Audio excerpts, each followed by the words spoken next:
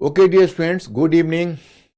Once again, we have just come to see each other and फिर 5 question से आरंभ करता हूं पहले, लेकिन मैं पहले आपको बता दूं मेरा स्कीम आप लोगों को भूलना नहीं है। पूरे मॉडर्न हिस्ट्री को आप 4 पार्ट में बांट रहे हो। History of 18th century, history of colonialism, history of nationalism and post independence era. मतलब 18वीं सदी का इतिहास, उपनिवेशवाद का इतिहास और राष्ट्रवाद का इतिहास, और फिर चौथा आता है स्वतंत्रोत्तर भारत, स्वतंत्रता के उपरांत का भारत। तो हम लोगों ने सफलतापूर्वक वो दोनों पार्ट को कर लिया। हम लोग राष्ट्रवाद से गुजर रहे हैं। राष्ट्रवाद में पहले मैंने आपको आद्य राष्ट्रवादी बताया, फिर आधुनिक राष्ट्रवाद का विकास बताया, और फिर हम लोग भारतीय राष्ट्रीय कांग्रेस से जुड़ गए हैं। अब डेकेड बाय डेकेड बढ़ेंगे। ध्यान रखना, एक तरफ राष्ट्रवाद की धारा भी चल रही है, दूसरी तरफ संप्रदायवाद की धारा भी चल रही है। अब राष्ट्रवाद क्या है, संप्रदायवाद क्या है, इसको मैं आज क्लियर करूंगा। तो कल हम लोगों ने भारतीय राष्ट्रीय कांग्रेस 1885 से 1907 का टारगेट रखा। आपको याद होगा हमने डायग्राम उसी तरह से बनाया था। 1885 से लेकर आज आपका वो समाप्त हो जाएगा 1907 तक। तो आपको कल तो 26 जनवरी है, कल तो क्लास में नहीं लूंगा, तो कल तो मुझे लगता है सिस्टम काम वहां भी नहीं करेगा। कल परसों मॉर्निंग, परसों डे टाइम में ही आपको 1907 से लेकर 1919 तक का एक हमारा सेगमेंट बनेगा। 1907 से 1914 और दूसरा बनेगा 1914 से 1919। इन दोनों सेगमेंट का मैटर मैं पहले ही आपको भेज दूंगा, और हमेशा मैं कोशिश करूंगा कि मैं एडवांस में आपको पीडीएफ भेजता रहूं। वही आपका नोट्स है, मेन नोट्स वही है। अब उसी में आप जो सप्लीमेंट करना चाहें उसको आप कर सकते हैं। वो आपको पक्का अंडरस्टैंडिंग बनाएगा, और हम लोग संप्रदायवाद राष्ट्रवाद को समानांतर रखकर देखते रहेंगे। तो चलिए पहले क्वेश्चन आप लोगों से करवाए। आप लोग तो 5 के 5 क्वेश्चन करेक्ट कर देते हैं। आज देखता हूं क्या हाल होता है। क्वेश्चन नंबर फर्स्ट, निम्नलिखित में किन कारकों ने भारत में राष्ट्रवाद को प्रेरित करने में भूमिका निभाई? एक, प्रिंट मीडिया का विकास, दूसरा रेलवे, तीसरा जमींदार वर्ग को संरक्षण, और चौथा पश्चिम की उदारवादी विचारधारा। अब मैं स्टूडेंट्स यहां पर चॉइस ए में है 1 2 4, बी में है 3 और 4, सी में है 1 3 4 और डी में है 1 2 3 4। Be fast, answer my question quickly.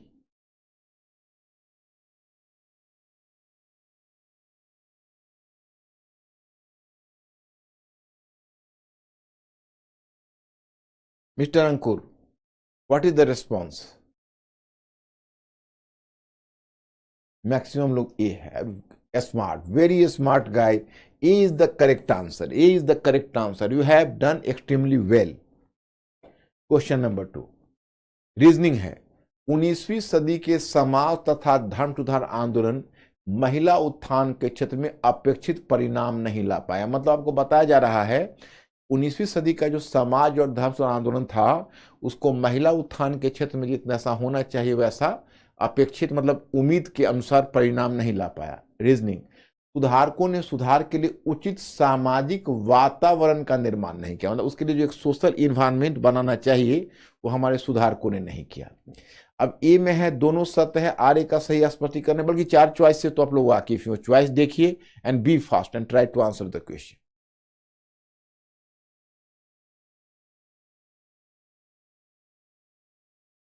Right, very good, very good, correct answer A. Question number 3, ये हो सकता है आपको पता नहीं। पूरा नाम है SS बंगाली, बंगाली नाम है, बंगाली। निम्नलिखित में कौन रहनुमाई, रहनुमाई ने इसको रहनुमाई नाम है, रहनुमाई। निम्नलिखित में कौन रहनुमाई माजदा यासन सभा, पूरा नाम है, नाम थोड़ा गलत हो गया। निम्नलिखित में कौन, एक देखो, एक सुधार संस्था है पारसियों का, जिसका नाम है रहनुमाई माजदायासन सभा, उसी के बारे में क्वेश्चन है। निम्नलिखित में कौन रहनुमाई माजदायासन सभा के प्रवर्तन से संबद्ध थे? मतलब इसके कौन संस्थापक थे? निम्नलिखित में कौन रहनुमाई माजदायासन सभा के संस्थापक थे? एक, नरोजी फरदोन होना चाहिए, नरोजी फरदोन जी, दादा भाई नौरोजी और SS बंगाली। नरोजी फरदौनजी, दादा भाई नौरोजी और SS बंगाली। और नीचे जो कोड दिया हुआ है उसमें ए है 1 और 2, बी है 1 और 3, सी है 2 और 3 और डी है 1 2 और 3। मैक्सिमम बी है। गुड। क्वेश्चन नंबर 3, बाल विवाह को निरुत्साहित करने वाला अधिनियम 1891 का मुख्यतः किसके अनुरोध पर पारित हुआ था? अब मैं स्टूडेंट्स आपके 4 नाम है। ए है ईश्वर चंद्र विद्यासागर एवं भारतेंदु, बी है महादेव गोविंद रानडे एवं ज्योतिबा फूले, सी है केशव चंद्र सेन एवं बेहराम जी मालावाड़ी, और डी है केशव चंद्र सेन एवं महादेव गोविंद रानडे। अब आपको फाइंड आउट करना है, और आप किसको फाइंड आउट करोगे? I have to C.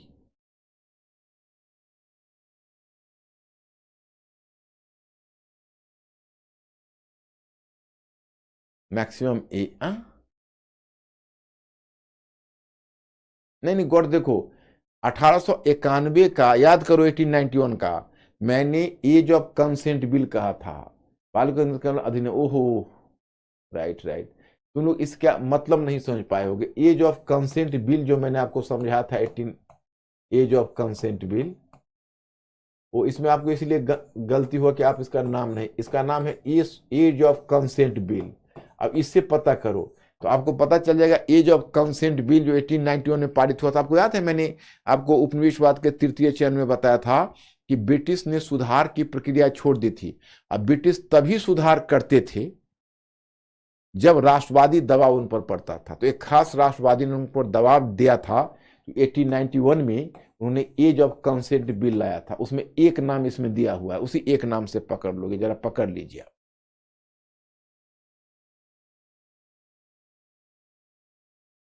Yes, no no no no, C is the answer, Behram ji Malabari. मैंने वो नाम आपको बताया था, बेहराम जी मालावाड़ी। कोई नहीं, कई बार ऐसा हो जाता है। अब 5वां क्वेश्चन है, भारत में पश्चिमी शिक्षा का मैग्ना कार्टा, मैग्ना कार्टा कहते हैं अधिकार पत्र को। Will come to know about Magna Carta. Magna Carta जो आप कहते हैं वो मैग्ना कार्टा कहते हैं अधिकार पत्र को। ब्रिटेन में आया था, मैंने ब्रिटेन में अधिकार पत्र था, उसको मैग्ना कार्टा कहते हैं। उसमें से इसका मुहावरा शब्द का प्रयोग, मैंने एक तरह से फ्रेज के तौर पर मैग्ना कार्टा का प्रयोग होता है। भारत में पश्चिमी शिक्षा का मैग्ना कार्टा निम्नलिखित में से कौन सा था? A public instruction committee, B 1833 का चार्टर एक्ट, 1833 का charter act, C sir Charles Wood secretary of state 1854 का डिस्पैच, उड्स डिस्पैच जिसको बोलते हो, और डी हंटर कमीशन की रिपोर्ट। मैं students be fast. Okay, very good. भारतीय शिक्षा का मैग्ना कार्टा ये उड्स डिस्पैच है, Wood's dispatch is the answer. तो मैं स्टूडेंट्स आप लोगों ने 5 में 4 तो आज कर ही डाला। चौथा वाला थोड़ा कंफ्यूजिंग हो गया, कोई बात नहीं है, कई बार ऐसा हो जाता है कंफ्यूजिंग। अब देखो, कल हमने आप लोगों को उदारवादी चरण कवर किया था और मैंने वहां पर डायग्राम बनाया था, आपको याद होगा। और उसी डायग्राम, देखो यही डायग्राम था, तो हम लोगों ने वहां तक कवर किया था। अभी हमने संप्रदायवाद कवर नहीं किया है, आज कवर करूंगा। और कांग्रेस का उदारवादी चरण में हमने उद्भव की परिस्थितियां बताई, सामाजिक आधार बताया, उदारवादियों से मतभेद के बिंदु बताए, राजनीतिक पद्धति देखना है, स्वदेशी आंदोलन देखना है, सूरत में कांग्रेस का विभाजन देखना है 1907, और फिर संप्रदायवाद की प्रगति यहां पर देखना है। तो चलिए हम लोग उसी तरह से इसमें आगे बढ़ते हैं। तो कल उदारवादी चरण हम लोगों का हो चुका था, अब हम आज उग्रवादी चरण की तरफ बढ़ेंगे। तो उग्रवादी चरण में हम पहले आते हैं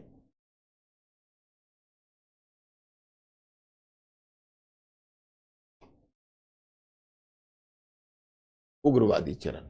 अब यहीं से शुरू करते हैं। तो पहले इसको हम इसलिए देख लेते हैं कि कहीं इसमें कोई शब्द या आपको अगर कमजोर रह गया होगा तो मैं उसको कवर करूंगा। जैसे 19वीं सदी के अंत में उदारवादी राजनीति की आलोचना आरंभ हो गई थी। अरविंद घोष ने अपने एक pamphlet new lamp for the old, मतलब यहां पर आपको क्या बताया जाए, इस पैराग्राफ को आपने पढ़ा होगा तो मैं बताता हूं कि देखो धीरे धीरे क्या हुआ कि उदारवादी नेतृत्व से नेताओं के एक वर्ग का मोह भंग होने लगा था। उनको लगा कि उदारवादी जो राजनीति वो काम की चीज है नहीं।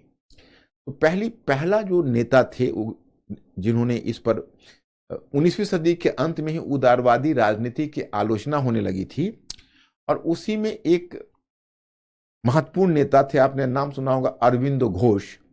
तो अरविंदो घोष ने 19वीं सदी के अंत में 1897 में उनका एक पत्र था, उसका नाम था इंदु प्रकाश। इंदु प्रकाश में उन्होंने लिखा a new lamp for the old, मतलब उसको हिंदी में ट्रांसलेशन करोगे तो ट्रांसलेशन बनता है एक बूढ़े व्यक्ति के लिए लालटेन।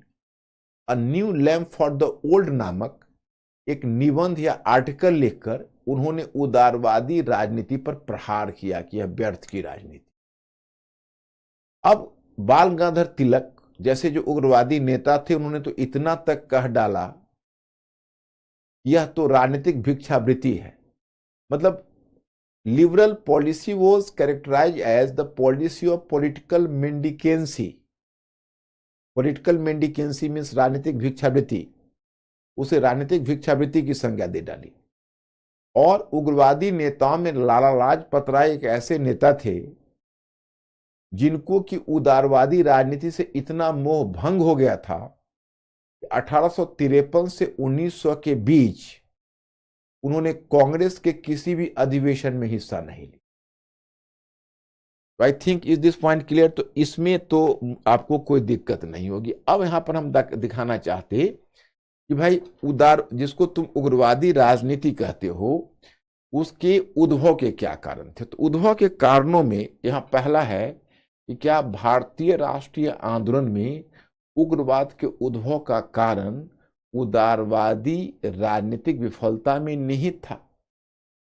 मतलब इसमें उदारवादी राजनीतिक विफलता में क्या निहित था, उसी में हमने पहले देखा कि उग्रवाद के उद्भव का एक कारण उदारवादी राजनीति से मोह भंग अवश्य था, परंतु यह एकमात्र कारण नहीं था, अपितु उग्रवाद की जड़ समकालीन राष्ट्रीय और अंतर्राष्ट्रीय परिस्थितियों में निहित थी। तो अब इसमें आपको बताया जा रहा है कि कौन ऐसे कारण थे जिससे उग्रवाद का उद्भव हुआ। तो पहला है औपनिवेशिक सरकार की प्रतिगामी आर्थिक नीतियों ने, प्रतिगामी का मतलब होता है प्रगतिहीन, उग्रवाद के उद्भव का आधार तैयार किया। देश की आर्थिक स्थिति औपनिवेशिक शोषण की वजह से दयनीय हो रही थी और ग्रामीण गरीबी, दरिद्रता, प्राकृतिक प्रकोप, अकाल, महामारी आदि से जनता परेशान थी। परंतु ब्रिटिश सरकार संसाधनों के अधिकाधिक दोहन की नीतियों के क्रियान्वयन में लगी हुई थी। मतलब एक तरफ पूरा जो देश था वो पूरा देश बहुत ही दर्द की कगार पर था, चारों तरफ अकाल, महामारी, भूखमरी की स्थिति थी और जनता परेशान थी और ब्रिटिश सरकार संसाधनों को अधिक से अधिक दोहन करने में लगी हुई थी। दूसरा है कि बढ़ती बेरोजगारी के प्रति शिक्षित युवाओं में प्रतिक्रिया थी, माने जो शिक्षित युवा वर्ग थे उसमें प्रतिक्रिया थी। और तीसरा था कि बहुत सारे जो सुधारक, मैंने आपको समाज एवं धर्म आंदोलन में आपको मैंने कई सुधारकों के नाम बताए थे, आपको याद होगा, जिसमें बंकिम चंद्र चटर्जी, दयानंद सरस्वती, स्वामी विवेकानंद, उनके विचारों में कहीं ना कहीं एक प्रेरणा थी, राष्ट्रवाद की प्रेरणा थी। तो उदारवादियों से उग्रवादी हटकर थे, क्योंकि जो उदारवादी हैं और उससे उग्रवादी कैसे हटकर थे, तो उग्रवादी और उदारवादियों में एक फर्क यह था कि जहां उदारवादी थे वो कहीं पाश्चात्यवाद से प्रेरित थे, उग्रवादी अपनी परंपरा से प्रेरित थे। और जो बंकिम चंद्र चटर्जी, स्वामी विवेकानंद, दयानंद सरस्वती जैसे जो चिंतक थे जिन्होंने अतीत और भारतीय संस्कृति का गुणगान किया था, उन्होंने उसको बहुत प्रभावित किया और कहीं ना कहीं इन चिंतकों से भी उग्रवादियों को प्रेरणा मिल रही थी। तीसरा तुम देखते हो कि लॉर्ड कर्जन की नीतियां तो उसके लिए अस्थायी रूप से उत्तरदायी है।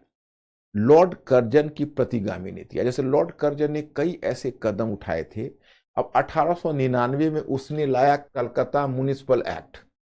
अब कलकत्ता म्युनिसिपल एक्ट में उसने क्या किया कि म्युनिसिपैलिटी का मतलब है नगर पालिका, तो नगर पालिका का विकास तो मैंने आपको बताया था कि 1882 में जो लॉर्ड रिपन ने लाया था लोकल सेल्फ गवर्नमेंट एक्ट, तो लोकल सेल्फ गवर्नमेंट का स्तर पर लोगों को स्वायत्तता देने की बात थी। और लॉर्ड कर्जन इतना बड़ा, मतलब एक इतना रिएक्शनरी था, इतना बड़ा प्रतिक्रियावादी था, इतना बड़ा परिवर्तन विरोधी था, तो उसने उसमें भी जो म्युनिसिपल एक्ट है उसमें नगर पालिका में जो निर्वाचित, जो इलेक्टेड मेंबर्स थे, उसकी संख्या कम कर दी। और 1904 में ले आया कलकत्ता यूनिवर्सिटी एक्ट, उसमें भी वही किया कलकत्ता विश्वविद्यालय को चलाने के लिए जो सीनेट बनी हुई थी उसमें निर्वाचित सदस्यों की संख्या कम कर दी और सरकार का नियंत्रण बढ़ा दिया। लोग खफा हो गए, मध्य वर्ग के लोग। और तीसरा तो अब आगे मैं चर्चा करूंगा बंगाल का विभाजन 1905 में, और बंगाल के विभाजन से लोगों को काफी परेशानी हुई और लोग इस बात का विरोध किया। तो लॉर्ड कर्जन की एक नीति है और उसमें ऑफिशियल सीक्रेट एक्ट के माध्यम से समाचार पत्रों पर ही प्रतिबंध लगाया था। यह भी एक कारण था जिस कारण से, और इसका सबसे विवादास्पद कार्य बंगाल विभाजन था जो आपको बताया गया। अब देखो, अंतर्राष्ट्रीय घटना भी एक बड़ी बात है। जैसे आप लोगों को पता होना चाहिए 1905 में, आप लोगों को हो सकता है पता ही हो, 1905 में अंतर्राष्ट्रीय स्तर पर एक बड़ी घटना हुई थी। एक जाइंट देश रूस था, उसको छोटा सा पिग्मी राष्ट्र, एक छोटा सा राष्ट्र जापान ने उसको पटका दे मारा, मतलब उसको डिफीट कर दिया। अब ऐसा डिफीट किया तो नौसैनिक उस युद्ध में जापानियों से रशियंस हार गए। अब जापान एक एशियाई कंट्री था और एशियाई कंट्री को कोई इज्जत यूरोपीय देशों में नहीं थी, उसको अपने उपनिवेश की तरफ शोषण करते थे। और रूस एक बहुत प्रतिष्ठित और पावरफुल कंट्री था, और जब जापान के हाथों हार गया तो पूरी दुनिया सन्न रह गई और एशिया के उत्साह का तो ठिकाना नहीं था। पूरा एशियन लोगों में एक उत्साह आ गया। मतलब एक घटना बताता हूं कि जवाहरलाल नेहरू उस समय पढ़ते थे, वो लंदन में, वो हैरो स्कूल में पढ़ते थे, क्लास 12th में थे। उन्होंने इस विजय से इतना खुश हुए और मतलब इतना ज्यादा एक्साइटेड हुए कि अपने दोस्त को एक टेलीग्राम भेजा कि 3 चीयर्स फॉर जैपनीज जनरल। वो जैपनीज जनरल, जो जापान का जनरल है जिसने हराया है रूसी नौसेना को, उसको लाख लाख बधाई। और पूरे एशिया में उत्साह, मतलब दूसरे महाद्वीप के लोग भी एशिया को थोड़ा इज्जत की दृष्टि से देखने लगे। जैसे एक घटना है कि डॉक्टर सन्यास सेन चाइना से थे, डॉक्टर सन्यास सेन चीन के नेता थे। तो वो कहीं लैटिन अमेरिका में जमाइका या कहीं से आ रहे थे, तो किसी जहाज पर, मतलब शिप था, जहाज था, मतलब उसमें एरोप्लेन नहीं चलता था, तो जहाज पर बैठ रहे थे। तो वहां पर जहाज का एक पोर्टर कर्मचारी होता है। मैं इंटरेस्टिंग कहानी इसलिए बता रहा हूं, तो एक्चुअली चाइनीज भी तो जापानीज की तरह ही दिखते हैं। तो डॉक्टर सन्यास सेन को जापानीज समझ के बहुत इज्जत किया और कहा कि बधाई हो, मतलब कंग्रेचुलेशंस फॉर दिस सक्सेस, ऐसे सैल्यूट किया। तो डॉक्टर सन्यास सेन ने भी ये क्लियर नहीं किया कि भाई मैं चाइनीज हूं, जापानीज नहीं हूं, और उन्होंने भी अपनी बधाई ले ली और मन ही मन मुग्ध हो रहे थे। तो पूरे एशियन लोग खुश हो रहे थे। तो हमारे जो युवा नेता थे उनमें जो उग्रवाद की चेतना आई, उसमें जापान की विजय की बहुत बड़ी भूमिका है। लेकिन माय स्टूडेंट्स, आगे जब तुम वर्ल्ड हिस्ट्री पढ़ोगे तो देखोगे कि जब कोई एशियन पावर खड़ा होता है तो एशियाई देशों में काफ़ी उत्साह होता है। वो समझते हैं कि हमारे लिए एक बहुत बड़ा मसीहा बनकर आएगा या बहुत बड़ा सेवियर, मुक्तिदाता बनकर आया। लेकिन अफसोस यही है कि वो फिर आगे चलकर हमें ही निराश करते हैं, वो जापानी भी करेंगे।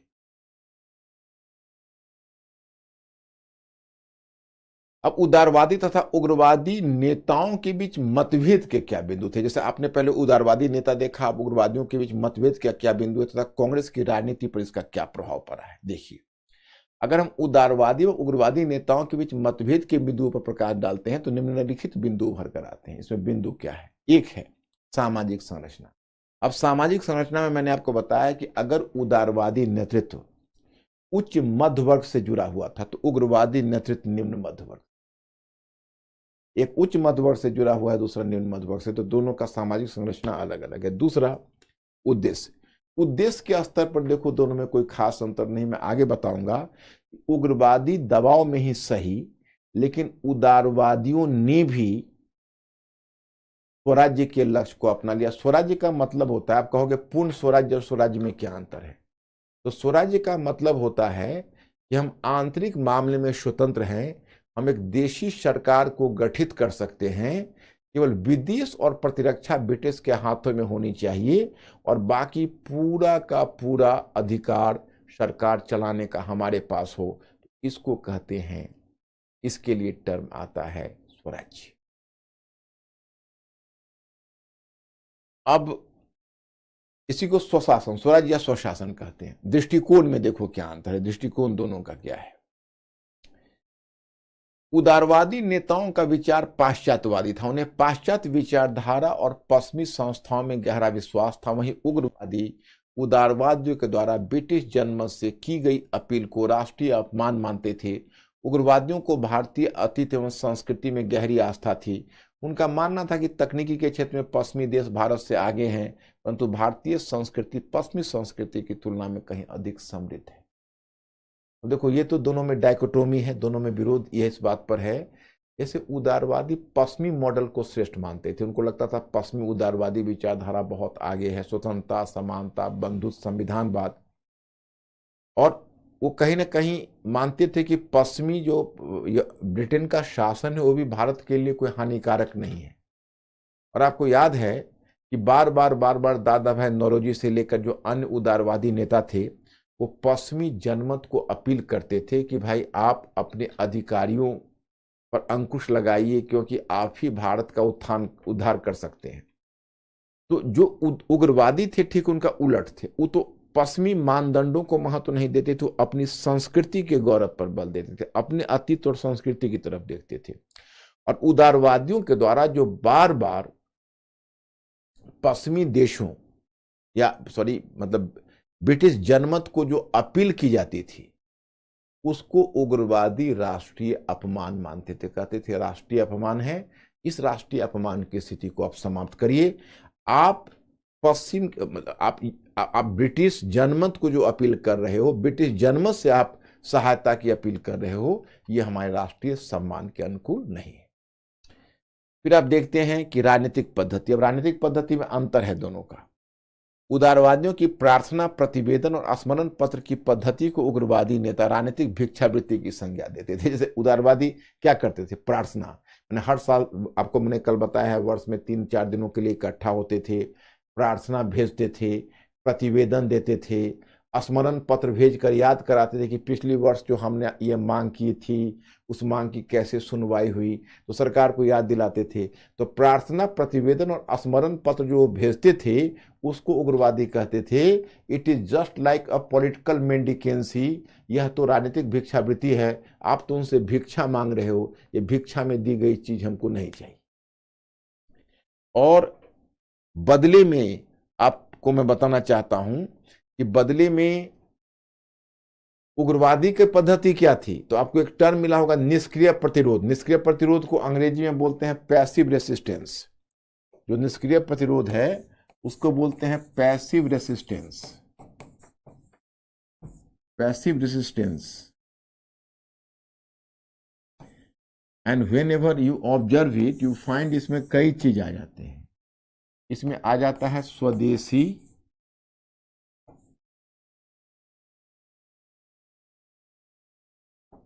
स्वराज्य,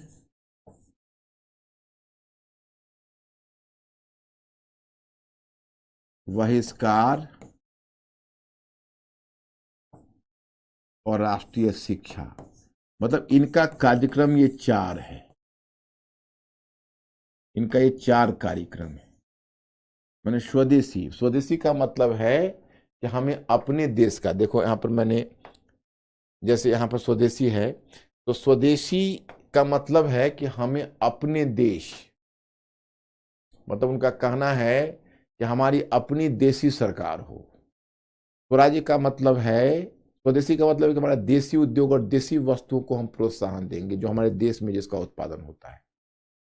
और स्वराज्य का मतलब हुआ कि हम आंतरिक मामले में स्वतंत्र हो और हमारी अपनी सरकार गठित होगी, देशी सरकार, और केवल प्रतिरक्षा और विदेश ब्रिटिश के हाथों में हो। फिर तीसरा है बहिष्कार। बहिष्कार का मतलब है कि ब्रिटिश उत्पादों का बहिष्कार। और राष्ट्रीय शिक्षा का मतलब है एक ऐसी शिक्षा व्यवस्था भारत में कायम हो जो भारत की आवश्यकता के अनुकूल हो। एक ऐसी राष्ट्रीय शिक्षा कायम हो जो भारत की आवश्यकता के अनुकूल हो। अब यहां कहते हैं उग्रवादियों की सीमाएं।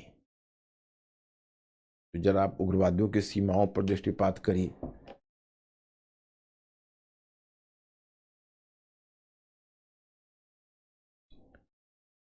उग्रवादी राजनीति की निम्नलिखित सीमाएं थी, उनकी सीमाओं पर ध्यान देखिए। उग्रवादी राजनीति की सीमाएं क्या क्या थी। एक, यद्यपि उन्होंने अंतिम लक्ष्य के रूप में पूर्ण स्वराज्य को मान लिया था, किंतु इस लक्ष्य में अस्पष्टता नहीं थी। मतलब कहने के लिए तो देखो उन्होंने पूर्ण स्वराज्य के लक्ष्य को मान लिया, इन पूर्ण स्वराज्य के लक्ष्य में उनको अस्पष्टता कहाँ थी, पहले स्पष्ट कहाँ करते थे वे पूर्ण स्वराज्य का मतलब क्या है। जैसे अब देखो अलग अलग उग्रवादी नेताओं में, जैसे एक नेता है अरविंदो घोष, एक नेता है आप देखते हो बाल गंगाधर तिलक, एक नेता है लाला लाजपत राय। तो उन सब का में भी पर्सन, अजीत सिंह भी उग्रवादी नेता थे जो भगत सिंह के चाचा थे। और ये सब मतलब इन सब के लक्ष्य में तो फर्क था। जैसे अरविंद घोष के लिए स्वराज्य का मतलब था पूर्ण स्वराज्य, तो तिलक के लिए स्वराज्य का मतलब था अपनी देशी सरकार हो, विदेश और प्रतिरक्षा ब्रिटिश के हाथ में हो। इसमें तिलक का जो अप्रोच था वो कॉम्प्रोमाइजिंग था। वो कहते थे अगर पूरी रोटी ना भी मिलेगी तो हम आधी रोटी से भी काम चला सकते हैं। उग्रवादी नेताओं ने हिंदू पुनरुत्थानवाद पर बल दिया। हालांकि इस नारे के आधार पर अशिक्षित भारतीयों को कुछ हद तक संगठित किया जा सका, किंतु इसके कारण संप्रदायवाद को बल मिला। अब देखो उदारवादी परंपरा पर बल देते थे, संस्कृति पर बल देते थे। लेकिन एक बात बताइए, आप लोग तो मेंटली अलर्ट लोग हो, मेंटली अलर्ट हो ना, मेरी बात को सुन रहे हो। जैसे हम अगर अतीत की बात करें, अतीत से अगर हम हिंदू अतीत की बात करते हैं तो मुसलमान तो उनसे नहीं जोड़ पाएंगे। अब देखो, अब अतीत अगर करना है तो आप प्राचीन कालीन अतीत की ही बात करो, मध्यकालीन अतीत की ही बात करो। आप अगर अशोक की आप अगर अपने संस्कृति वैदिक काल की संस्कृति का गुणगान करते हो तो मध्यकाल की स्वर्णिम संस्कृति का भी गुणगान करो, तभी तो बात बनेगी ना। नहीं तो आपने अगर अतीत की व्याख्या इस तरह से की तो वर्तमान पर तो इसका बहुत बुरा असर पड़ जाता है। उसमें क्या है कि आपको पता होना चाहिए कि जब स्वदेशी आंदोलन हुआ, जिसकी चर्चा मैं करूंगा, तो स्वदेशी आंदोलन 1905 में हुआ बंगाल विभाजन के मुद्दे पर।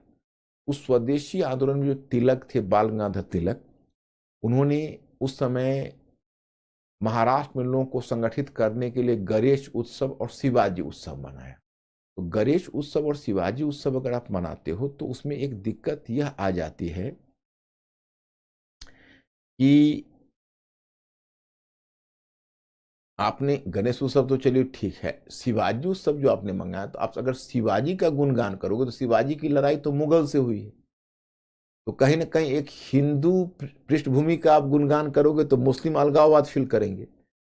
अतीत वगैरह पर बहुत ज्यादा बल देने का एक मतलब यह हुआ उग्रवादी नेतृत्व की सीमा में कि थोड़ा संप्रदायवाद जैसा तत्व आ गया। और तीसरा देखते हो, उन्होंने भारतीय किसानों की वर्गीय मांगों को नहीं उठाया, कभी भी कर रोको आंदोलन को प्रोत्साहित नहीं किया। इसकी वजह थी कि बहुत सारे उग्रवादी नेता स्वयं जमींदार एवं भूस्वामी थे। उनका तर्क यह था कि भारतीय किसानों का मुद्दा समाज को विभाजित कर सकता है। दूसरी बात यह है कि देखो स्वदेशी मूवमेंट, आगे मैं चर्चा करूंगा, वो जन आंदोलन नहीं बन सकेगा। कारण क्या है?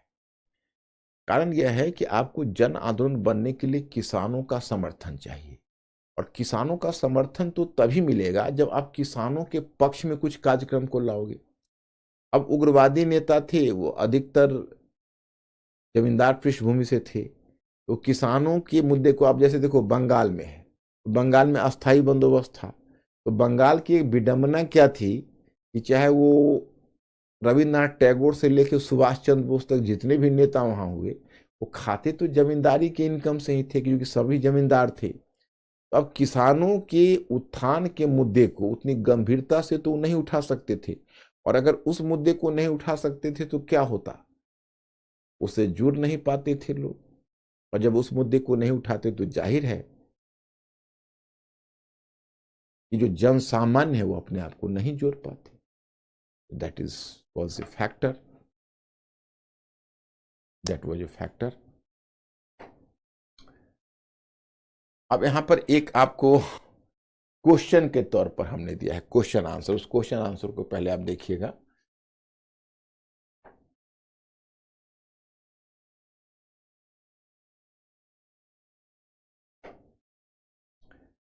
लॉर्ड कर्जन ने एक अनजान उत्प्रेरक की भूमिका निभाई। ये मॉडल क्वेश्चन है, देखना बच्चे गौर से। लॉर्ड कर्जन ने एक अनजान उत्प्रेरक की भूमिका निभाई तथा भारतीय राष्ट्रीय आंदोलन को एक नई गति एवं ऊर्जा प्रदान कर दी। जैसे लॉर्ड कर्जन से मतलब है अगर वो कलकत्ता, आप गौर करके देखो, अगर वह यूनिवर्सिटी एक्ट नहीं लाता, Calcutta municipal act, university act, Bengal विभाजन, तो बंगाल विभाजन तो इमीडिएट कैटलिस्ट बना, जिसको तुम स्वदेशी मूवमेंट कहते हो। तो लॉर्ड कर्जन ने एक अनजान उत्प्रेरक की भूमिका तो निभाई है। तो वही क्वेश्चन का उत्तर ऊर्जा प्रदान कर दी। प्रश्न, लॉर्ड कर्जन ने एक अनजान उत्प्रेरक की भूमिका निभाई था, भारतीय राष्ट्रीय आंदोलन को एक नई गति में ऊर्जा प्रदान कर दी। क्वेश्चन को थोड़ा और भी बढ़ाना था। टिप्पणी कीजिए, टिप्पणी, इसको थोड़ा सुधार, टिप्पणी कीजिए। अब एक चीज मुझे ये बताइए, आप इस प्रश्न को देखिए और इस प्रश्न को देखकर आप यह बताइए कि प्रश्न किस तरह का आपको लग रहा है। यह क्वेश्चन आपको हाइपोथेटिकल क्वेश्चन लग रहा है या आर्गुमेंटेटिव क्वेश्चन लग रहा है? गौर से देखिए। Very good, very good. मेरा स्टूडेंट मिस्टर अंकुर, ये सब बहुत एडवांस स्टेज में आ चुके। ये लोग अब बहुत समझदारी इनमें आ गई है। अब मैं बहुत निश्चिंत हो गया हूँ, क्वेश्चन आंसर भी अच्छे से समझने लगे हैं। ये क्वेश्चन हाइपोथेटिकल है, यू आर करेक्ट। अब देखिए, यह भी इतिहास की एक विडंबना है कि British viceroy Lord Curzon Bharat में कांग्रेस को शांतिपूर्ण मौत देने की प्रतिबद्धता के साथ आया था, परंतु इसके विपरीत उसने कांग्रेस को एक नई गति एवं ऊर्जा प्रदान कर दी तथा कांग्रेस की राजनीति को प्रतिवेदन से आंदोलन की ओर मोड़। मतलब यहां पर आपको बताया जा रहा है कि ये इतिहास की विडंबना है कि ये कांग्रेस को शांतिपूर्ण मौत देने, अब जो आया था मौत देने, उसने कांग्रेस को जीवन दे दिया। मतलब उसने कहा था, मैं आपको याद है, लॉर्ड कर्जन जब आया था हिंदुस्तान 1899 में वायसराय के रूप में, तो उसने कहा था Congress is tottering to its feet and one of my objectives in India is to give Congress a peaceful demise. मतलब हम कांग्रेस अपने पैरों पर लड़खड़ा रही है और भारत में हमारा उद्देश्य होना चाहिए कांग्रेस को शांतिपूर्ण मौत देना, और उसने कांग्रेस को एक नई जीवन दे डाली। राष्ट्रीय आंदोलन को कमजोर करने के लिए लॉर्ड कर्जन एक के बाद दूसरी प्रतिक्रियावादी नीति को अपनाता रहा। उदाहरण के लिए 1899 का नगर निगम अधिनियम लाकर निर्वाचित सदस्यों की संख्या कम करना, 1904 के कलकत्ता विश्वविद्यालय अधिनियम के आधार पर कलकत्ता विश्वविद्यालय, पीछे भी चर्चा कर चुका हूं, नियंत्रण बढ़ाना, और सबसे बढ़कर उसने 1905 में बंगाल विभाजन का कदम उठाकर राष्ट्रीय आंदोलन को कमजोर कर। कर्जन के द्वारा उठाए गए उपयुक्त कदमों का परिणाम हुआ कांग्रेस के अंदर उग्रवादियों का मजबूत होना। अब तक उग्रवादी महज विचारों तक ही सीमित रहे थे, परंतु बंगाल विभाजन के पश्चात उन्हें क्रियान्वयन का अवसर मिला। इसी का अब तक उग्रवादी कार्यक्रम होना चाहिए, अब तक उग्रवादी कार्यक्रम महज विचारों तक सीमित रहा था। उग्रवादी कार्यक्रम महज विचारों तक सीमित रहा था, परंतु बंगाल विभाजन के पश्चात उसे, बंगाल विभाजन के पश्चात एक वचन है, उसे क्रियान्वयन का अवसर मिला। इसी का परिणाम था स्वदेशी आंदोलन, जिसने राष्ट्रीय आंदोलन को तीव्रता को बढ़ा दिया। इस प्रकार कर्जन ने भारतीय राष्ट्रवाद में अनजान उत्प्रेरक की भूमिका निभाई। ये क्वेश्चन का आंसर। अब स्वदेशी आंदोलन आपको बताया जा रहा है, इस पर नजर डालिए। भारतीय राष्ट्रवाद के इतिहास में 20वीं सदी का उदय स्वदेशी आंदोलन के संगठन से जुड़ा है। स्वदेशी आंदोलन का प्रबल केंद्र बंगाल रहा, जहां से यह देश के अन्य हिस्सों में प्रसारित हुआ। इस आंदोलन के दौरान पहली बार ग्रामीण एवं शहरी छात्र, युवक, महिलाएं सभी सक्रिय राजनीति में आए। स्वदेशी आंदोलन की विशेषता यह थी कि इसका दायरा महज राजनीति तक सीमित नहीं था। कला, साहित्य, संगीत, विज्ञान, उद्योग, जीवन के अन्य क्षेत्रों में भी इस आंदोलन का असर पहुंचा। वस्तुतः स्वदेशी आंदोलन बंगाल विभाजन के विरोध में एक आंदोलन के रूप में पैदा हुआ। लॉर्ड कर्जन ने बंगाल का विभाजन कर एक व्यापक असंतोष को जन्म दिया। यद्यपि घोषित रूप में लॉर्ड कर्जन ने बंगाल के विभाजन का कारण प्रशासनिक पुनर्व्यवस्थापन को बताया, किंतु उसका वास्तविक उद्देश्य भारत में मुस्लिम जनसंख्या को राष्ट्रीय आंदोलन से बाहर खींचकर राष्ट्रीय आंदोलन को कमजोर करना था। देखो, लॉर्ड कर्जन ने जो बंगाल को बांटा है, बंगाल को देखो, जैसे उसने कहा कि देखो बंगाल हो गया है बहुत अनमैनेजेबल, इसका साइज बहुत बड़ा हो गया है, प्रशासन में दिक्कतें आ रही है, तो उसको छोटा करना चाहिए। तो छोटा करना चाहिए तो कैसे? तो उसने तर्क दिया कि उसने बांटा कैसे, तो एक्चुअली कर्जन का एक सचिव था रिशले, उसने योजना लाई थी कर्जन की ही पहल पर। तो उसमें बांटा गया ऐसे कि ढाका, राजशाही और चिटगांव, तो ढाका, राजशाही और चिटगांव ये 3 मुस्लिम बहुल क्षेत्र थे। इन 3 मुस्लिम बहुल क्षेत्र को पूर्वी बंगाल में रख दिया गया। ओके, और पश्चिमी बंगाल, बिहार और उड़ीसा, इन सब को मिलाकर एक पश्चिमी पश्चिमी बंगाल बना दिया गया। अब देखो, अगर यह प्रशासनिक पुनर्व्यवस्थापन था, अगर वो वास्तव में प्रशासन की सुविधा के लिए ऐसा करना चाहते थे, तो उनके पास विकल्प था, वो बिहार उड़ीसा को अलग कर देते, क्योंकि बिहार में ऑलरेडी एक मूवमेंट शुरू हो गया था कि भाई हमको बंगाल से अलग करिए, और बंगाली लोग भी बिहार को अपने साथ नहीं रखना चाहते थे। बिहार के जो बुद्धिजीवी थे उनमें धारणा यह थी कि बंगाली लोग हमारे जॉब को छीनते हैं और हमें जॉब नहीं मिलता, और उधर जो बंगाली लोग हैं वो बिहारी लोग के साथ रहना पसंद नहीं करते थे। ऐसी स्थिति में बिहार को अगर अलग कर देते तो भी काम चल जाता, उड़ीसा को अलग कर देते तो भी काम चल जाता। उसको अलग न करके ढाका, राजशाही और चिटगांव को अलग किया, जो मुस्लिम बहुल क्षेत्र थे। बल्कि बात तो यहां तक कहना है कुछ आलोचकों का कि चुपके से उन्होंने मुस्लिम नेताओं को आश्वासन दिया था कि देखिए हमें बंगाल को बांटने दीजिए, और ये बंगाल को अगर हम बांट देंगे तो बंगाल के मुसलमान वह स्वतंत्रता हासिल करेंगे कि उन्होंने पुराने राजाओं और नवाबों के समय से हासिल नहीं किया। अब बताइए, मैंने पुराने नवाबों और राजाओं के समय से हासिल नहीं किया है, वैसी स्वतंत्रता हम हासिल करेंगे। अब देखिए, किंतु स्वयं लॉर्ड कर्जन को यह अनुमान नहीं था। लॉर्ड कर्जन को अनुमान नहीं था कि इतना बड़ा मूवमेंट छिड़ जाएगा, उसको भी अनुमान नहीं था। लॉर्ड कर्जन को अनुमान नहीं था कि बंगाल विभाजन इतना व्यापक एवं उग्र प्रतिरोध को जन्म देगा। बंगाल विभाजन की प्रतिक्रिया में स्वदेशी आंदोलन की शुरुआत हुई। 16 अक्टूबर 1905 को बंगाल के विभाजन का क्रियान्वयन हुआ तथा उस दिन बंगाल के राष्ट्रवादियों ने एकता के प्रतीक के रूप में रक्षाबंधन का त्योहार मनाया। अब जिस दिन क्रियान्वयन हुआ उस दिन एक दूसरे के हाथों पर बंगाली लोगों ने 16 अक्टूबर के दिन राखी बांधकर उसको एकता का प्रतीक बनाया।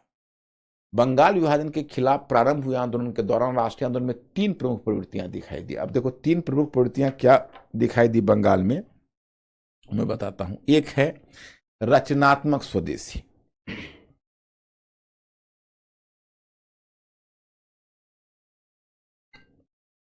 जस्ट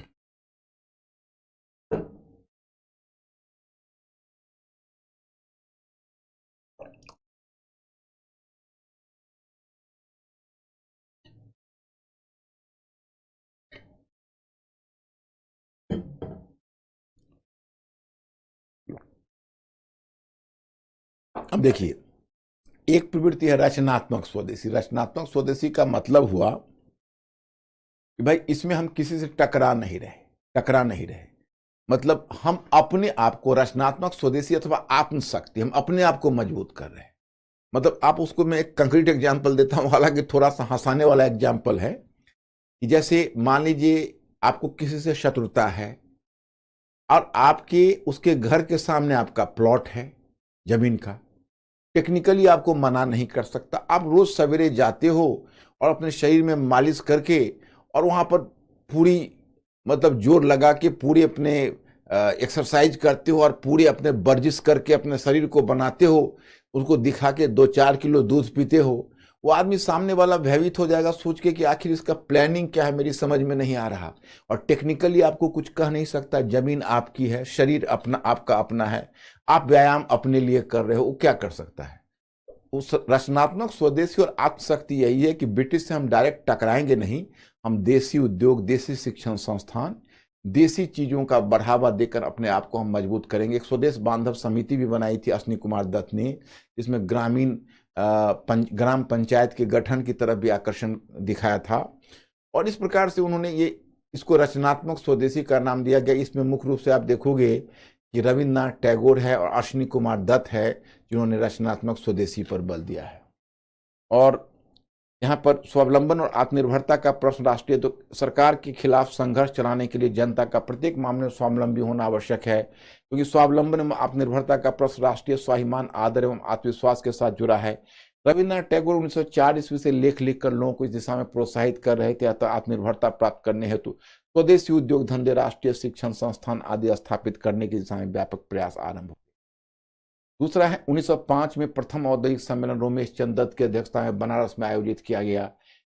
पीसी रॉय, पीपी नहीं, पीसी रॉय। और पीसी रॉय कौन थे? प्रफुल्ल चंद्र रॉय। पीसी रॉय ने प्रसिद्ध बंगाल केमिकल स्वदेशी स्टोर खोला। अश्विनी कुमार दत्त ने अपनी संस्था स्वदेश बांधव समिति द्वारा 22 साल में गांव के विकास का कार्यक्रम चलाया। राष्ट्रीय शिक्षा के प्रसार के लिए सतीश चंद्र मुखर्जी ने डॉन सोसाइटी की स्थापना की। एक प्रवृत्ति तो रचनात्मक स्वदेशी, जिसमें अपने देसी उद्योग, देसी शिक्षण संस्थान की जितनी स्थापना कर लो सब चलेंगे, देसी पंचायत। लेकिन दूसरा है राजनीतिक बहिष्कार। राजनीतिक बहिष्कार का मतलब है कि हमको ब्रिटिश वस्तुओं का बहिष्कार करना है। इसमें बंगाल में इसका प्रतिनिधित्व कर रहे थे बिपिन चंद्र पाल और अरविंद घोष, ये इसका प्रतिनिधित्व कर रहे थे। तो इसमें आप देखोगे अरविंद घोष तथा बिपिन चंद्र पाल राजनीतिक उग्रवाद पर बल दे रहे थे। अरविंद घोष ने ही निष्क्रिय प्रतिरोध की अवधारणा रखी, जिसमें स्वदेशी, बहिष्कार, स्वशासन तथा राष्ट्रीय शिक्षा के लक्ष्य शामिल किए गए। याद रखना, ये जो 4 लक्ष्य है, स्वदेशी, बहिष्कार, स्वशासन और राष्ट्रीय शिक्षा, इसके जो महत्वपूर्ण आइडियोलॉज थे जिसने इन चारों को प्रतिपादित किया है, ध्यान रखना मैं मेरा प्रीलिम्स के क्वेश्चन में गलत ना हो जाए, वह है अरविंद घोष। अरविंद घोष ही उग्रवादियों के आइडियोलॉज हैं। अब क्रांतिकारी राष्ट्रवाद, उसमें देखो एक प्रवृत्ति आई क्रांतिकारी राष्ट्रवाद की। चल तो रहा है उग्रवादी मूवमेंट, स्वदेशी मूवमेंट, लेकिन उसी में कुछ युवा नेता थे जिसमें जैसे प्रमथ मित्र हैं, पी मित्रा, वारेंद्र कुमार घोष है जो अरविंद घोष के छोटे भाई हैं। इन सब ने धीरे धीरे एक गुप्त समितियां बैठानी शुरू कर दी। गुप्त समितियां का मतलब वो एक सांस्कृतिक संगठन के रूप में काम करता था, और गुप्त समिति में बंध कर और वो अपना ऑर्गेनाइजेशन बना के चुपके क्रांतिकारी घटनाएं करने लगे। मतलब बम पिस्टल के माध्यम से जो और लोकप्रिय ब्रिटिश अधिकारी है उसको निशाना बनाने की योजना भी बनाई। तो क्रांतिकारी राष्ट्रवाद का भी उभार आप देखोगे एक प्रवृत्ति के रूप में बंगाल में आई है स्वदेशी आंदोलन के मध्य, जिसमें क्रांतिकारी राष्ट्रवाद को प्रोत्साहन दिया गया। उनके द्वारा 1902 में बंगाल में एक क्रांतिकारी संगठन अनुशीलन समिति की स्थापना की गई। अनुशीलन समिति, कलकत्ता अनुशीलन समिति, ढाका अनुशीलन समिति, ये समितियां थी। स्वदेशी आंदोलन का विस्तार, अब देखो स्वदेशी आंदोलन का विस्तार बंगाल से बाहर भी होगा। बंगाल से बाहर या बंगाल से आरंभ हुआ तो बंगाल से इसका विस्तार पंजाब, महाराष्ट्र एवं दक्षिण में ये अखिल भारतीय मूवमेंट था। जन आंदोलन तो नहीं हो सका, परंतु अखिल भारतीय आंदोलन था। पंजाब, महाराष्ट्र एवं दक्षिण में, मद्रास में हुआ। आंध्र प्रदेश में यह एक नए नाम से प्रचलित हुआ है, इसे वंदे मातरम आंदोलन। कभी पीटी में पूछेगा कि भाई आंध्र प्रदेश में स्वदेशी आंदोलन, चाहे किस क्षेत्र में स्वदेशी आंदोलन वंदे मातरम के नाम से जाना गया, तो याद रखना आंध्र प्रदेश नाम से जाना गया। बंगाल में स्वदेशी आंदोलन के एक प्रेरक तत्व स्वामी विवेकानंद रहे, परंतु धीरे धीरे बंगाल पर तिलक के जुझारू राष्ट्रवाद का प्रभाव पड़ने लगा। पहले उसका प्रेरणा स्रोत कौन थे? तो पहले थे स्वामी विवेकानंद बंगाल में, लेकिन धीरे धीरे तिलक का जो जुझारू राष्ट्रवाद है वो महाराष्ट्र से बंगाल में ही फैलने लगा। परंतु बंगाल में स्वदेशी आंदोलन का मौलिक स्वर आर्थिक ही रहा था, माने आर्थिक ही बेसिकली। महाराष्ट्र भी स्वदेशी आंदोलन का महत्वपूर्ण गढ़ था। यहाँ स्वदेशी आंदोलन को संगठित करने का कार्य बाल गंगाधर तिलक ने किया, परंतु जहाँ बंगाल के आंदोलन का मुख्य स्वर आर्थिक था, वहीं महाराष्ट्र के आंदोलन का स्वर मुख्यतः धार्मिक था। तिलक ने धार्मिक प्रतीकों का सहारा लेकर लोगों को संगठित करने का काम किया। तिलक ने 1896 में गोरक्षा समिति का गठन किया तथा इस मुद्दे पर लोगों को संगठित करने का प्रयास किया। फिर 20वीं सदी के आरंभ में गणेश उत्सव और शिवाजी उत्सव जैसे सांस्कृतिक कार्यक्रमों पर विशेष बल दिया गया। इस तरह देखते हो कि ये मूवमेंट अखिल भारतीय था, इसको भारत के विभिन्न क्षेत्रों में फैला। और योगदान, पहली बार कांग्रेस प्रतिवेदन से आंदोलन की राजनीति की ओर मुड़ी। कांग्रेस जो है वो प्रतिवेदन से आंदोलन की राजनीति की तरफ पहली बार इसी काल में मुड़ी। इससे पहले प्रतिवेदन देती थी। लेकिन अगर कांग्रेस के अंतर्गत पहला आंदोलन की राजनीति शुरू हुई तो ध्यान रखो स्वदेशी मूवमेंट। दूसरा, स्वदेशी आंदोलन के मध्य तमाम प्रवृत्तियां विकसित हुई जिन्होंने राष्ट्रीय आंदोलन में अपना प्रभाव बनाए रखा। मतलब इसी आंदोलन के मध्य आप देखोगे कि जो जो प्रवृत्तियां विकसित हुई वो पूरे भारतीय राष्ट्रीय आंदोलन के दरमियान वो प्रवृत्तियां अभी से लेकर आगामी 50 वर्षों तक चलती रही, जिसमें यथा स्वदेशी बहिष्कार, राष्ट्रीय शिक्षा को प्रोत्साहन, स्वदेशी को प्रोत्साहन, बहिष्कार को प्रोत्साहन, राष्ट्रीय शिक्षा को प्रोत्साहन। इसने आगे गांधीवादी आंदोलन का भी मार्ग तैयार किया।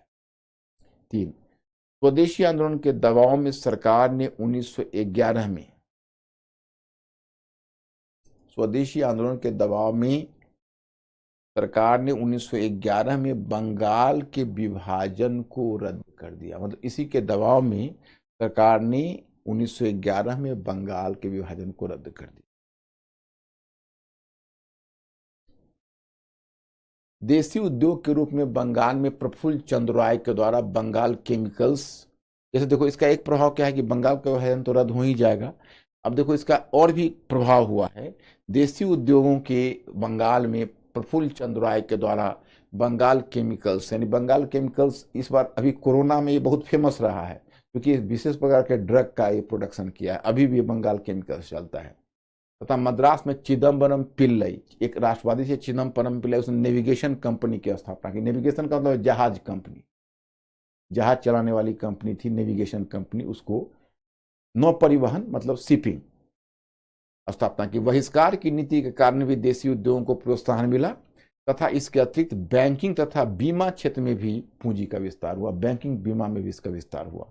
और देसी भाषाओं को प्रोत्साहन मिला क्योंकि उग्रवादी नेताओं, क्रांतिकारी राष्ट्रवादियों के द्वारा उग्र विचारों को प्रोत्साहन देने के लिए देसी समाचार पत्रों का प्रकाशन किया गया।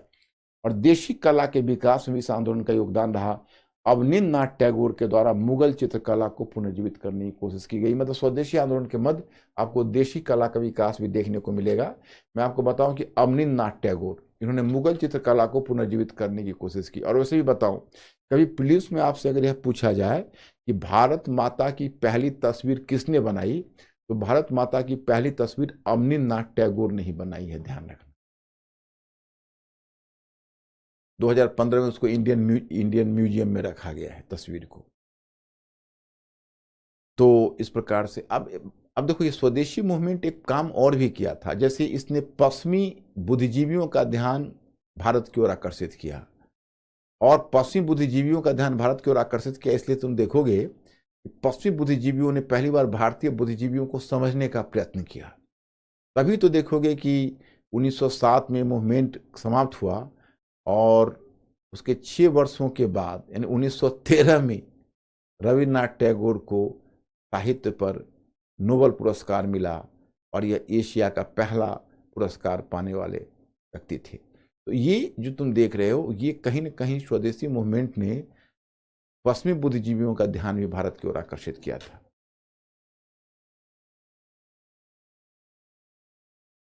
अब देखो स्वदेशी आंदोलन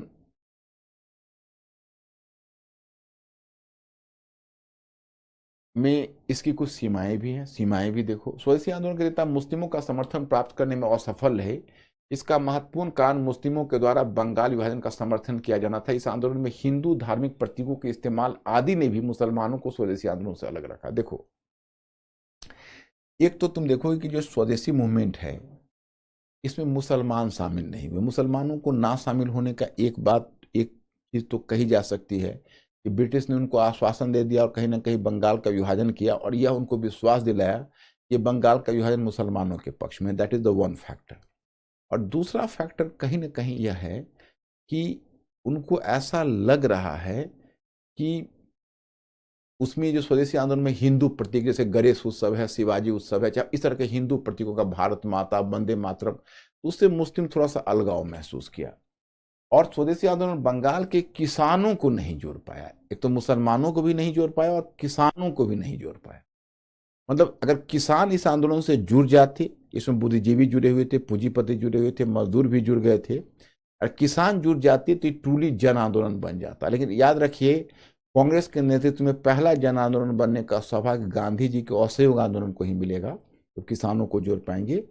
यहाँ ये भी किसानों को नहीं जोड़ पाए, क्योंकि किसानों के लिए कोई प्रगतिशील कार्यक्रम नहीं लाया ना, ये खुद जमींदार वर्ग से थे। और स्वदेशी आंदोलन का समाप्त होना, स्वदेशी आंदोलन के खतरे को सरकार भांप गई थी तथा साम्राज्यवाद विरोधी आंदोलन के रूप में इसे शक्तिशाली दमनकारी कदम का शिकार होना पड़ा। और कांग्रेस में उभर रहे आपसी मतभेद ने उग्रवादियों तथा उदारवादियों के बीच, मतलब ये कुछ समय तक चला। फिर आगे मैं आपको बताऊंगा कि सूरत में कांग्रेस का विभाजन हुआ, और सूरत में कांग्रेस के विभाजन के बाद इस मूवमेंट समाप्त हो गया। जैसे अब आपके मन में होगा कि आपने लोगों ने बहुत अपने में पहले से भी सुना होगा कि सूरत में कांग्रेस का विभाजन हुआ उदारवादियों उग्रवादियों के बीच, तो आपके मस्तिष्क में एक जिज्ञासा नेचुरली आ रही होगी कि भाई ये सूरत में विभाजन क्यों हुआ। तो मैं कारण आपको बताता हूं, मेंटली अलर्ट हो ना, आप सुन लो कहानी। देखिए, ये दो कारण यहां पर दिए हुए हैं। एक तो मौलिक और फंडामेंटल कारण देखोगे तो उदारवादी एक तरह से आंदोलन के पक्ष में पहले से भी वो नहीं थे, लेकिन वो आ गए थे उग्रवादियों के दबाव में। तो उदारवादियों का कहना था, जब स्वदेशी मूवमेंट चल रहा था, तो उदारवादी नेताओं का कहना था कि देखिए, ये स्वदेशी आंदोलन है वो बंगाल का मुद्दा है, इसलिए मतलब उनका कहना था कि बंगाल का विभाजन पर यह आंदोलन चला है, बंगाल के विभाजन के मुद्दे पर, और बंगाल का विभाजन बंगाल का मुद्दा है, इसलिए स्वदेशी आंदोलन को बंगाल तक ही सीमित होना चाहिए। उग्रवादी नेताओं का कहना था कि क्या बात आप कर रहे हैं, अरे बंगाल का विभाजन केवल बंगाल का मुद्दा नहीं है, ये पूरे भारतवर्ष का मुद्दा है, और अगर ये पूरे भारतवर्ष का मुद्दा है तो स्वदेशी आंदोलन केवल बंगाल तक सीमित कैसे रहेगा, इसको तो पूरे भारत में फैलना चाहिए। तो एक तो मतभेद का ये बिंदु था। दूसरा बिंदु यह था, उदारवादियों का कहना था कि देखिए, ये दोनों पॉइंट यहां दिया हुआ है बच्चों, हमने इसीलिए पीडीएफ क्यों दिया, जैसे आप सुनते हो कुछ नोट डाउन भी करते होगे, लेकिन उतनी तेजी से तुम नोट डाउन नहीं कर पाओगे, तो हम इसमें चांस ही नहीं लेते हैं। इसीलिए हम जो पढ़ाते हैं उसका पीडीएफ फॉर्म भी आपको दे देते हैं कि आप उसको घर पर देखोगे और एक दो बार देखोगे तो आपको स्मरण हो जाएगा, और आपको आश्चर्य होगा कि जितनी बातें पीडीएफ के फॉर्म में आपको मिल जाएगी, उतनी जानकारी प्राप्त करने में लोगों को वर्षों लग जाते हैं, बहुत ज्यादा। इसमें इस पे आप सारा क्वेश्चन कर सकते हो। और प्रीलिम्स के लिए तो मेरा जो गाइड बुक निकली है, उससे अगर कांटेक्ट में रहोगे तो आप वैसे भी अभी नहीं उसको, मतलब एक बार मेंस में, चूंकि एक देखो वर्टिकल अब ज्यादा उतरोगे ना तो फिर प्रेशर पड़ेगा, तो उसको रख लो, बीच बीच में थोड़ा वो देखते रहना। तो एक बार हम समाप्त कर देंगे हिस्ट्री, तब तुम अच्छे से जूझ लेना। और एक सेल्फ स्टडीज के लिए तो मैंने तुमको ये भी भेजा, फिर संस्थान आपको कुछ नोट्स भी देगा और उस पर काम होगा। लेकिन मुख्य काम आपका क्या है जानते हो, आपकी कुल पूंजी हमारी पीडीएफ है। पीडीएफ आपको अंडरस्टैंडिंग हमारी पीडीएफ देगी, और पीडीएफ आपके कॉन्सेप्ट को क्लियर करेगा। फिर संस्थान की ओर से आपको स्टडी मटेरियल भी मिलेगा, बहुत सारी चीजें हैं, आप चिंता मत करिए। इतने कम फीस में बहुत अच्छी व्यवस्था की है खान स्टडी सर्कल ने, और आप लोगों को बहुत ज़्यादा फायदा बहुत तरीके से होगा। तो आप लोग केवल भरोसा बनाए रखिए और जुड़े रहिए। तो मैं आपको बता रहा था कि जो खान रिसर्च सेंटर है उस पर, मतलब और भी कई चीज़ों का, देखो हम लोग अभी कई प्रोग्राम को अनफोल्ड करना चाहेंगे। मैंने जो पहले दिन घोषणा की थी, हमारी दिली इच्छा है कि तुम लोगों का सोचने का अंदाज बदले, तुम लोगों का लिखने का अंदाज बदले, और आप लोग जितनी दूर दूर से आए हो और जितनी बढ़िया समझ हमने देखी, आप लोग इतने अच्छे से क्वेश्चन सॉल्व कर लेते हो, पीटी के क्वेश्चन, मेंस के क्वेश्चन को समझ जाते हो, तो बहुत भरोसा मुझे जग रहा है आपके ऊपर कि आप बढ़िया रिजल्ट दे सकते हैं, रिजल्ट ला सकते हैं।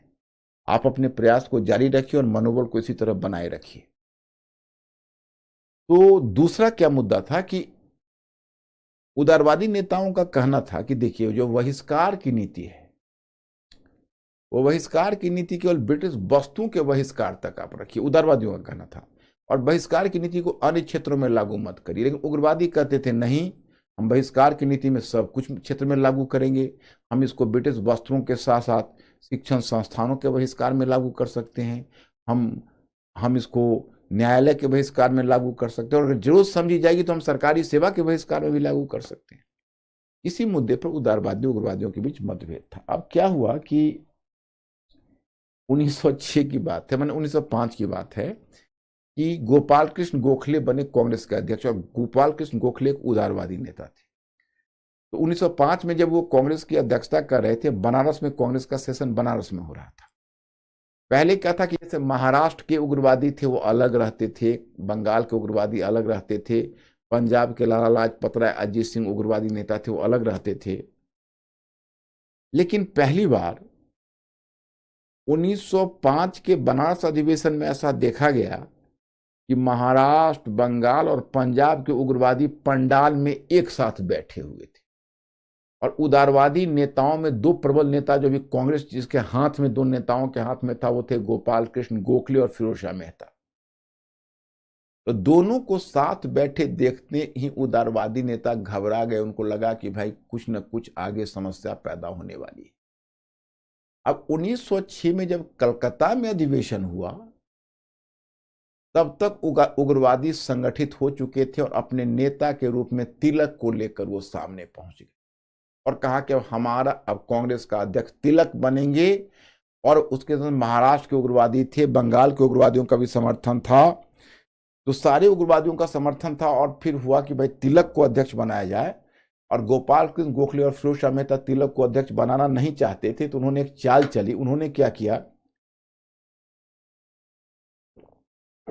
एक वरिष्ठ नेता दादा भाई नौरोजी उस समय हिंदुस्तान के दौरे पर आए हुए थे, उसे अधिकांश समय लंदन में ही रहते थे और संजोग से कलकत्ता अधिवेशन में भी उपस्थित थे। तो इन दोनों ने सम्मानित नेता के रूप में उनको अध्यक्ष मनोनीत कर दिया।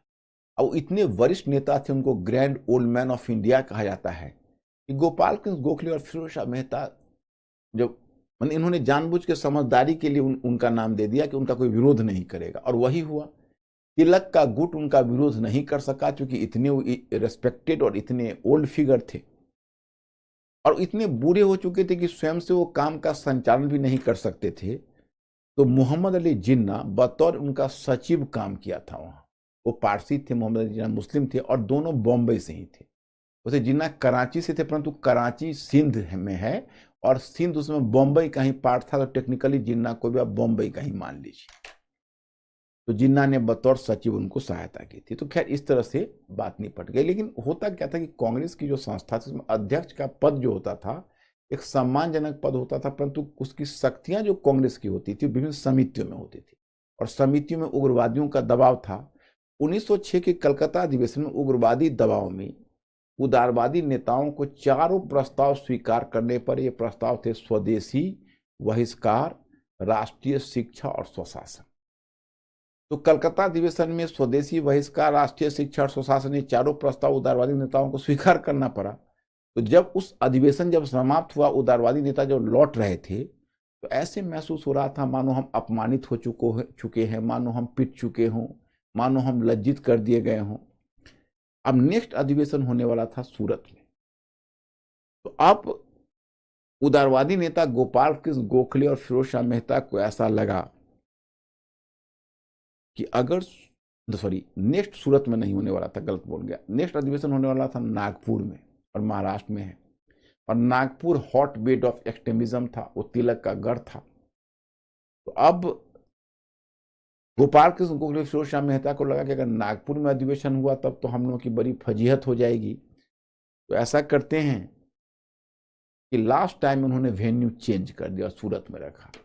अब सूरत में क्या हुआ कि फिर उग्रवादी तिलक को लेकर एकदम पूरे जमघट बनाते हुए, संगठन बनाते हुए पहुंच गए और दबाव दिया कि तिलक हमारे अध्यक्ष हों।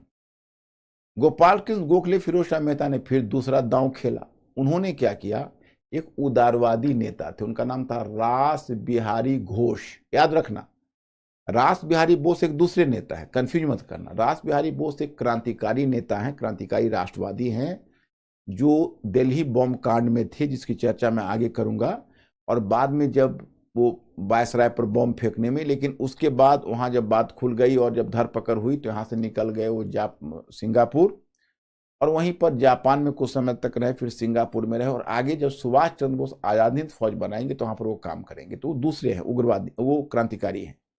ये रास बिहारी घोष उदारवादी नेता है, तो इनको चुन लिया अध्यक्ष, मनोनीत कर लिया गोपाल कृष्ण गोखले फिरोज शाह मेहता ने। लेकिन इस बार उग्रवादी नहीं माने, क्योंकि दादा भाई नौरोजी की तरह ना तो वरिष्ठ थे, ना उतने रेस्पेक्टेड थे। और रास बिहारी घोष का कोई वैसा वजन नहीं था। उग्रवादियों ने नहीं माना और विरोध करना शुरू किया, और फिर कांग्रेस पंडाल में चेयर टूटने लगे, कुर्सियां टूटने मतलब चेयर टूटने लगे, एक दूसरे पर मतलब जूते तक फेंके जाने लगे, और बड़ी मुश्किलें हो गई। देखते देखते वहां पर एक कंप्लीट कमोशन हो गया, और अंत में 1907 में ही सूरत में कांग्रेस का स्प्लिट हो गया, और उदारवादियों ने एक नया संविधान लाकर उग्रवादियों को कांग्रेस से बाहर कर। इसी को कहते हैं सूरत में कांग्रेस का विभाजन। तो मेरे विचार से मेरे स्टूडेंट समझ गए। अब पूछो अंकुर मेरे स्टूडेंट से कि यहां तक समझ गए हैं तो फिर मैं आगे बढ़ूं। Are they okay? My students please give some response.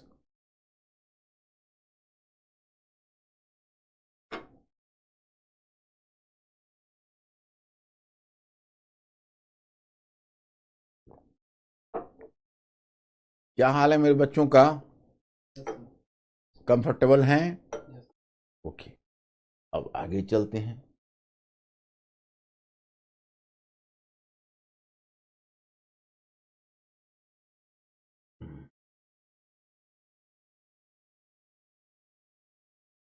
अब एक प्रश्न डाला गया है, उस प्रश्न को देख लीजिए कि कांग्रेस के उदारवादी चरण के सामाजिक आधार को स्पष्ट कीजिए तथा उस तथ्य पर प्रकाश डालिए कि इसने कांग्रेस की राजनीति को किस प्रकार प्रभावित किया।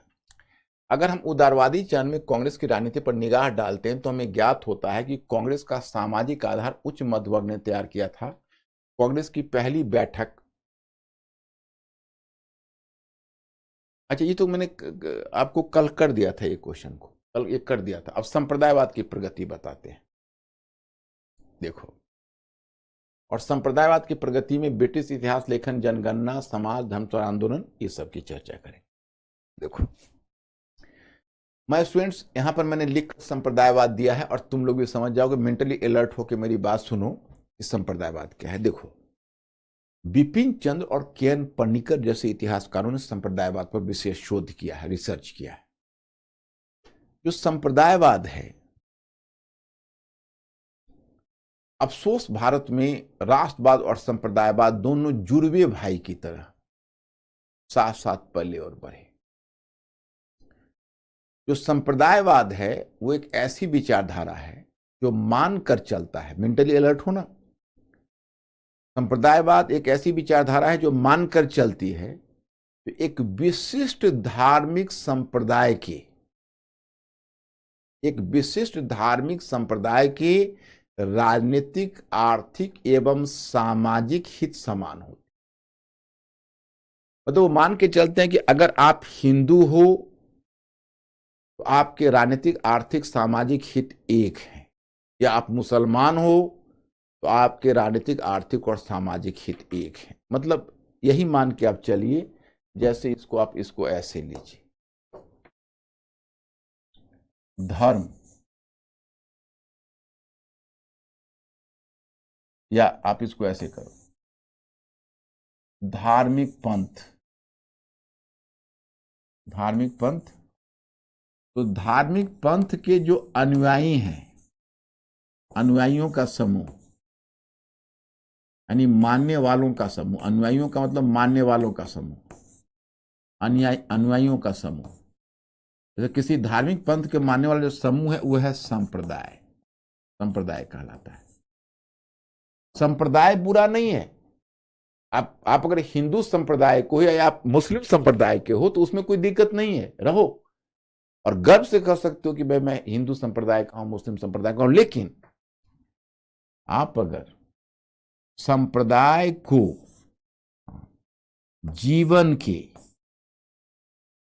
जीवन में मौलिक पहचान का, जीवन में आप उसे अगर मौलिक पहचान का आधार बना लेते हो, उसे आप अपने जीवन में मौलिक पहचान का आधार बना लेते हो, अगर उसे आप जीवन में मौलिक पहचान का आधार बना लेते हो तब वो बन जाता है संप्रदायवाद। मतलब ये हुआ कि मैं आपसे पूछूं आप कौन हो, तो आप कहोगे मैं हिंदू हूं या मैं मुसलमान हूं, तो आप सांप्रदायिक हो। क्यों? संप्रदाय बुरा नहीं है, लेकिन आप तो कई हो, आप पुरुष हो, आप ग्रेजुएट हो, आप या पोस्ट ग्रेजुएट हो, आप अमुक सामाजिक संगठन के सदस्य हो, आप अमुक क्षेत्र से हो, आप अमुक देश के नागरिक हो, आप अमुक आर्थिक संगठन के सदस्य हो सकते हो, आप अमुक राजनीतिक दल से जुड़े हो सकते हो, और सारे पहचानों को आपने ताक पर रख दिया और एक सेंटेंस में कह दिया मैं हिंदू हूं या मैं मुसलमान हूं। तो इसका मतलब है कि आपने जीवन में सारी पहचानों से अधिक तरजीह धार्मिक पहचान को ही दी। आप धार्मिक पहचान को ही अपने जीवन का आधार बना रहे हो, तो इसका मतलब है तब आप सांप्रदायिक हो। तो संप्रदायवाद तब हो जाता है जब आप संप्रदाय को या किसी धर्म को आप जीवन में मौलिक पहचान का आधार बनाते हो। तो मैं स्टूडेंट, अब आपको क्लियर हो गया होगा। अब यहाँ पर बताया जाता है कि अगर परिभाषा के तौर पर कहोगे तो बिपिन चंद्र बड़ी अच्छी परिभाषा दी है। देखिए, संप्रदायवाद एक विचारधारा है जो यह मानकर चलती है कि किसी विशिष्ट धार्मिक संप्रदाय की राजनीतिक, आर्थिक और सामाजिक, किसी विशिष्ट धार्मिक संप्रदाय की राजनीतिक, आर्थिक एवं सामाजिक हित समान होते।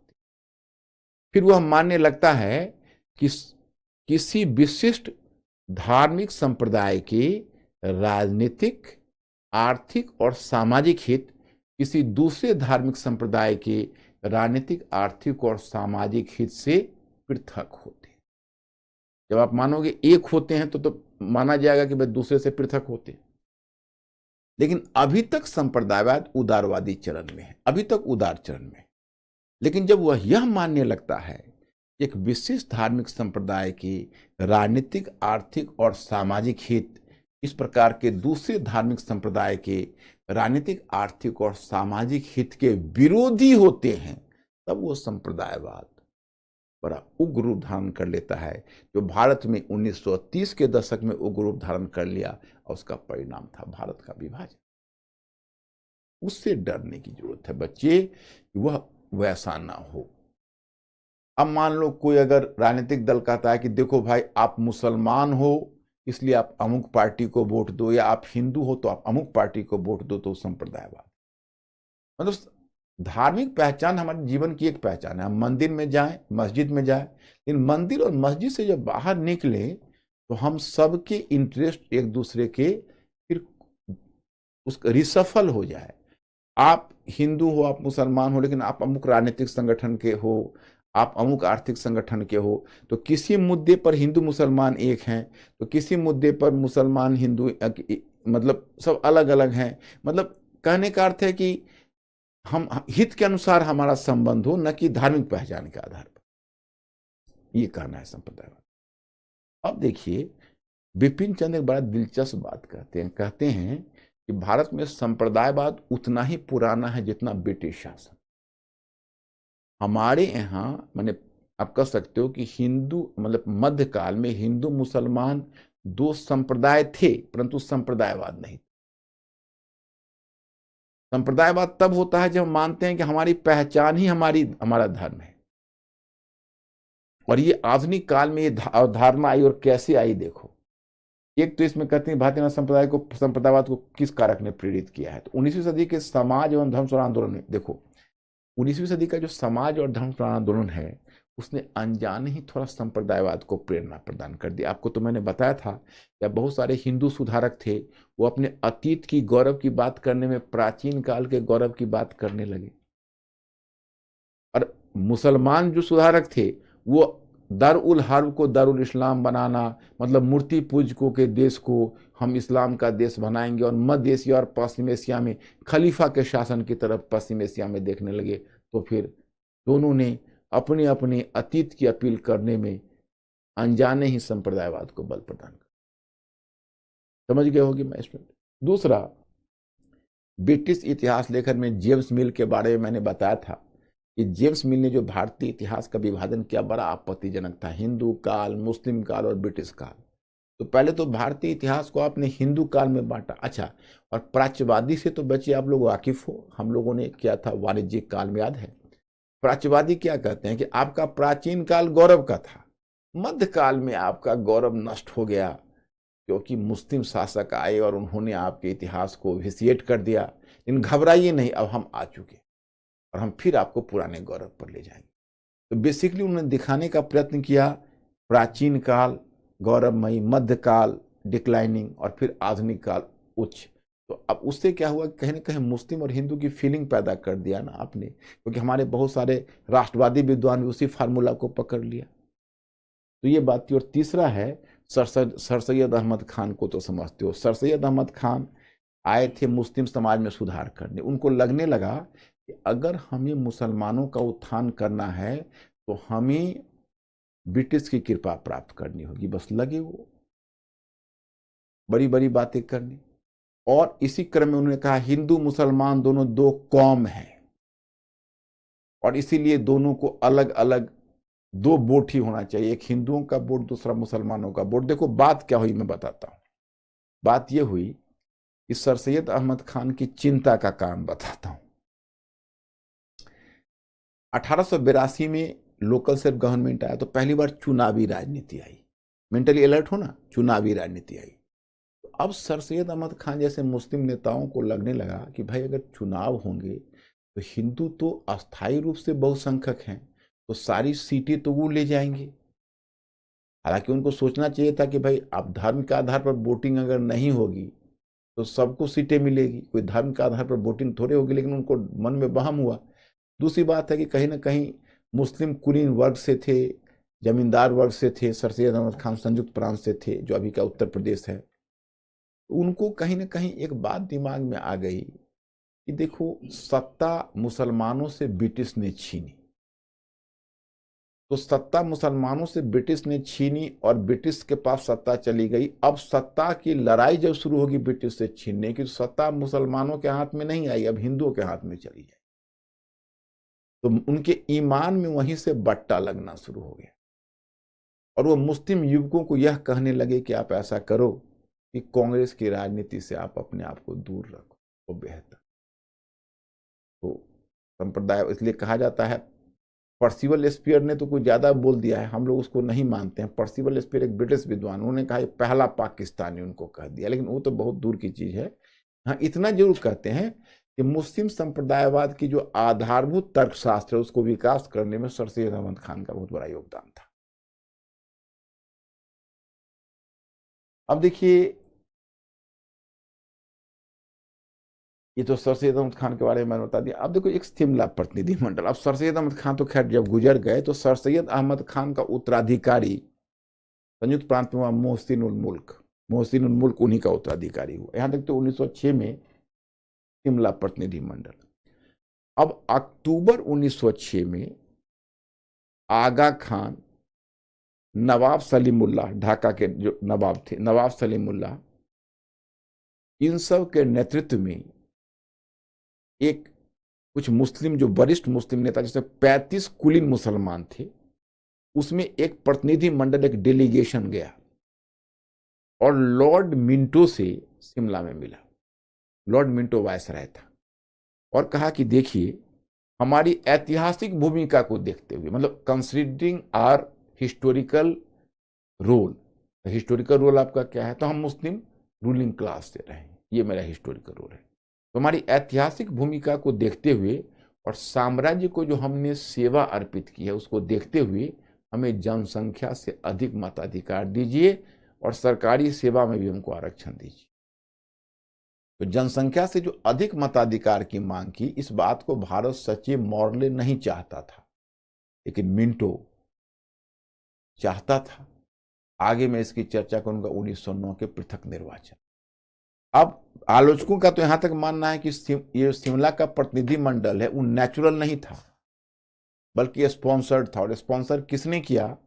स्पॉन्सर किसी और ने नहीं किया, बल्कि लॉर्ड मिंटो का एक सचिव था जिसका नाम था डनलप स्मिथ। उसी ने एक तरह से बुलाया मुसलमानों को, आइए हम आपको वायसराय से दिलवाते हैं। तो मुस्लिम कुलीनों को अपनी तरफ खींचा।